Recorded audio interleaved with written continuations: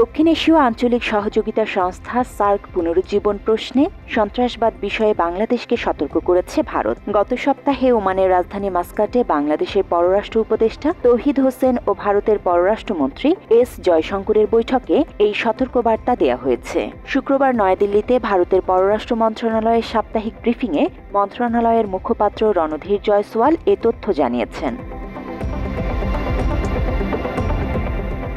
ব্রিফিংয়ে এক সাংবাদিকের প্রশ্নের জবাবে জয়সওয়াল বলেন, মাস্কাটে ওই বৈঠকে বাংলাদেশের পররাষ্ট্র উপদেষ্টা সার্ক পুনরুজ্জীবনের প্রসঙ্গটি তুলেছিলেন।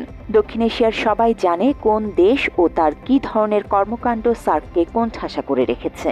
তৌহিদ হোসেনকে জয়শঙ্কর এ কথাও বলেছেন, সন্ত্রাসবাদের স্বাভাবিকীকরণ করাটা বাংলাদেশের উচিত নয়। EM conveyed that it is important that Bangladesh should not normalize terrorism.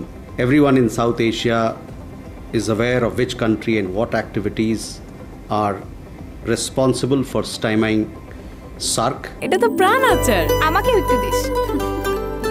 ঠিক যেন ঘরের আচার, প্রাণ আচার। ব্রিফিংয়ে বাংলাদেশের কোনো কোনো উপদেষ্টার কিছু কিছু মন্তব্য নিয়েও প্রশ্ন করা হয়। জবাবে রণধীর জয়সওয়াল বলেন, ভারত এসব মন্তব্য নজরে রেখেছে। জয়সওয়াল বলেন, এ ধরনের মন্তব্য অবশ্যই সহায়ক নয়, এর প্রতিক্রিয়া কি তা তাদেরই ভেবে দেখা দরকার।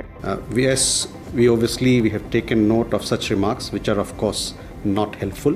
বাংলাদেশের সংখ্যালঘুদের নিরাপত্তা নিয়ে ভারতের উদ্বেগ বারবার প্রকাশ করা হয়েছে বলে জানিয়ে তিনি বলেন, সম্প্রতি ওয়াশিংটনে যুক্তরাষ্ট্রের প্রেসিডেন্ট ডোনাল্ড ট্রাম্পের সঙ্গে বৈঠকেও ভারতের প্রধানমন্ত্রী নরেন্দ্র মোদী ওই প্রসঙ্গ উত্থাপন করেন। যুক্তরাষ্ট্রকেও এ বিষয়ে ভারতের উদ্বেগের কথা জানানো হয়েছে।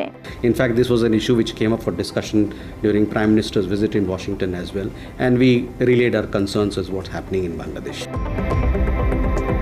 জান্নাতুল ফেরদৌস তমা, বাংলা এডিশন।